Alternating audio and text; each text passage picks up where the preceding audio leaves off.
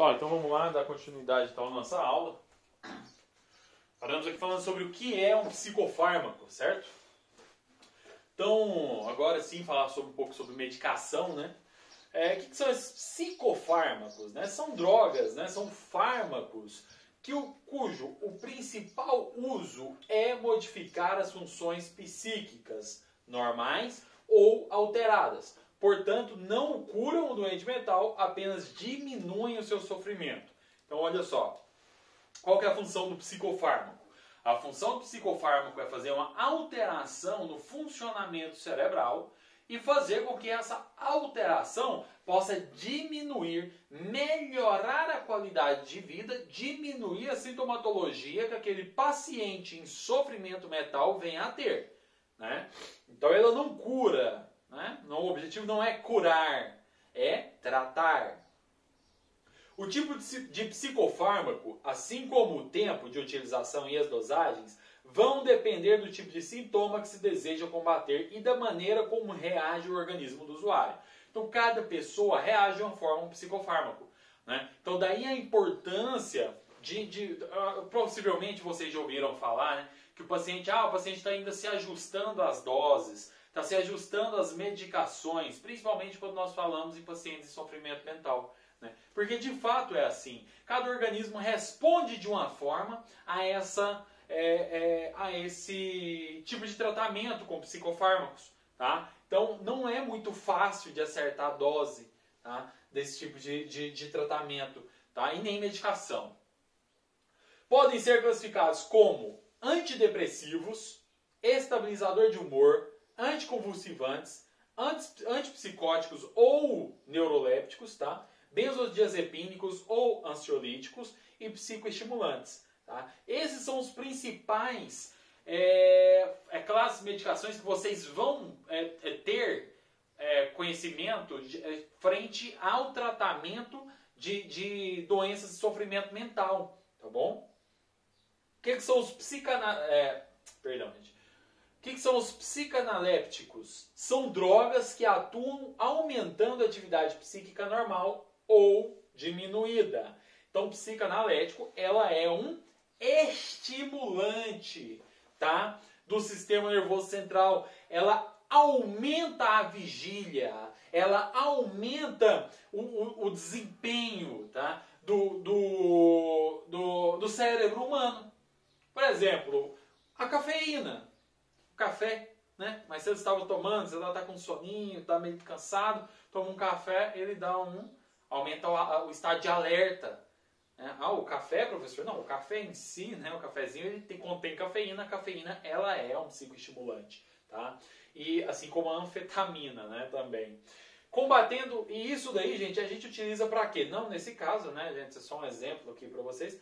Mas os psicanalépticos como medicação, como é o caso, por exemplo, da amitriptilina, não sei se alguém tem conhecimento de alguém que toma. A amitriptilina é uma das mais utilizadas, tá? Bem mais que a feneosina e a imipramina, tá? São menos utilizadas. A amitriptilina é a que a gente mais utiliza e ela é geralmente utilizada para o combate da depressão, tá? Então é utilizada geralmente como um antidepressivo. Então os psicanalépticos, elas aumentam o funcionamento do cérebro, o cérebro começa a funcionar mais rápido. Então por que ele utiliza na depressão? Porque na depressão, o próprio nome fala, né, ele deprime um pouco o funcionamento cerebral e a gente vai entrar com a medicação para acelerar. Então equilibrar, voltar ao normal aquela atividade cerebral, sendo assim, não curou o paciente. Ele vai ter que tomar essa medicação sempre.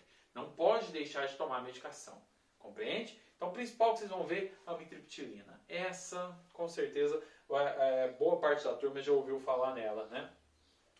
Os normalizadores psíquicos não atuam sobre estados psíquicos normais, mas podem ser utilizados para corrigir os estados psíquicos alterados. Então, olha lá. Lembra que tem os normalizadores psíquicos? Existem algumas medicações que elas só vão agir em determinados casos. Os normalizadores psíquicos só agem quando o paciente ele está com a alteração psiquiátrica. Tá? Ou seja, uma pessoa que não tem alteração psíquica, essa medicação não faz efeito. Diferente, por exemplo, da amitriptilina, que um paciente normal ela pode aumentar o estado de vigília. Entendeu?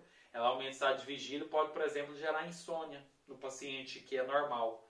É só um exemplo, tá, pessoal? Mas aqui, nesse caso, os normalizadores psíquicos não têm essa problemática.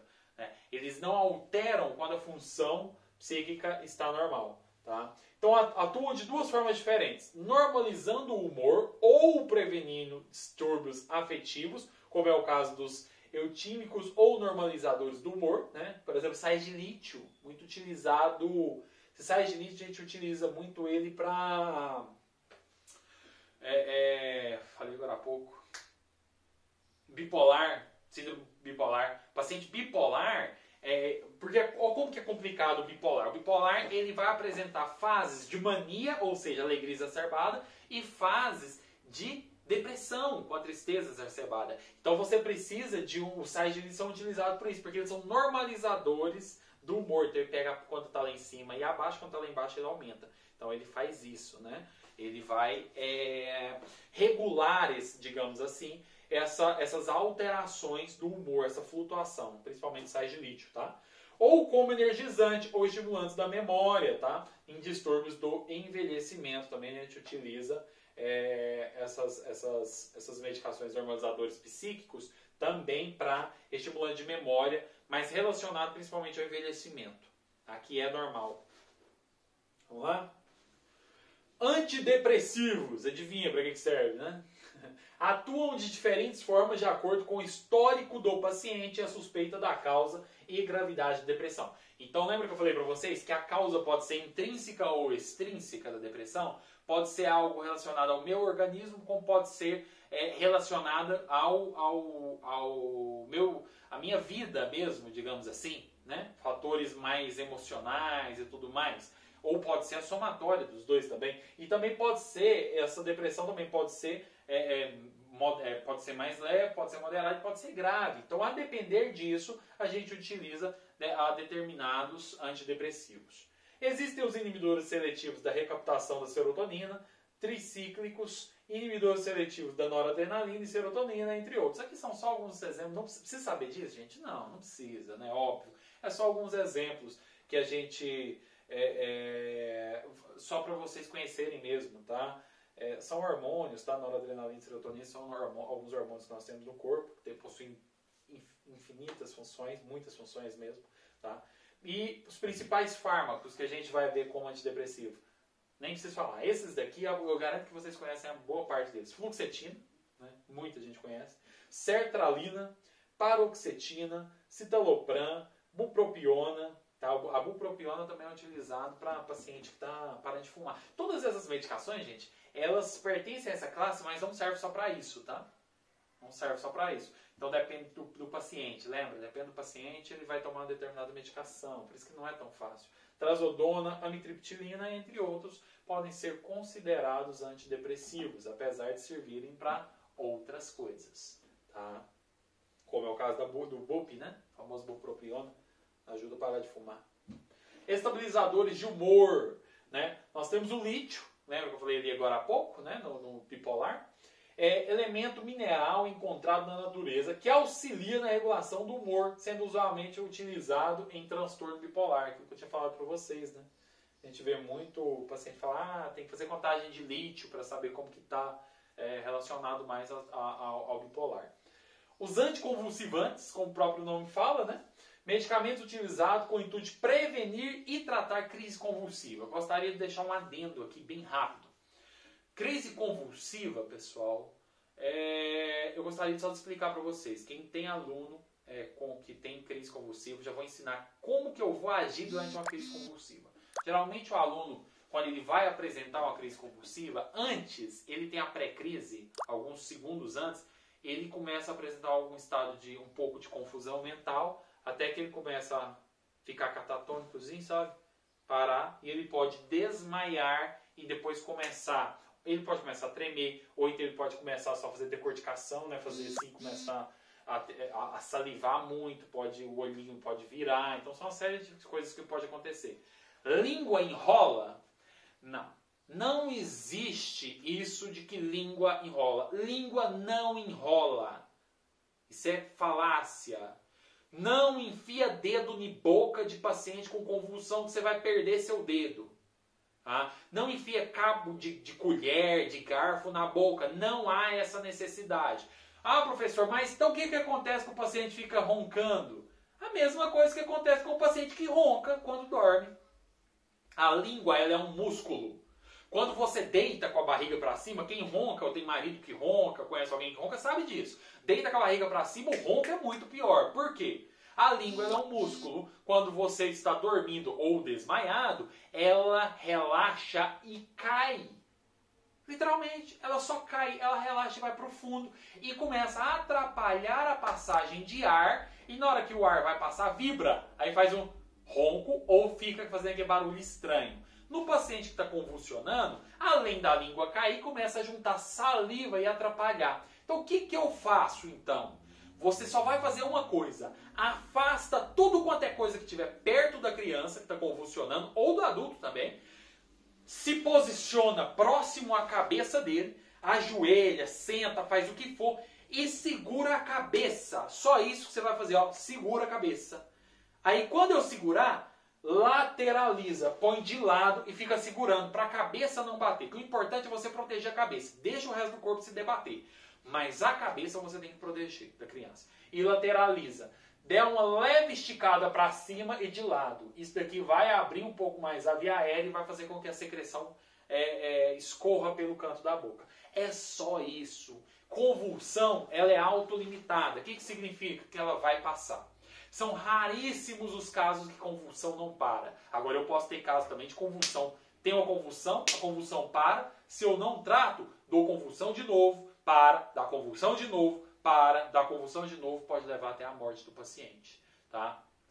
Então eu preciso levar, obviamente, para chamar o SAMU 192 ou levar para um hospital mais próximo, onde tem um pronto-socorro. Então a única coisa que vocês vão fazer é isso. Então o paciente que toma anticonvulsivante, gente, ele serve justamente para prevenir ou tratar isso, né? Também pode ser utilizado tratamento de transtorno de humor e um exemplo que a gente tem, o que vocês mais vão ver, é a oxcarbamazepina e a carbamazepina. O ácido valproico também usa bastante, mas assim, é mais comum esses dois, tá?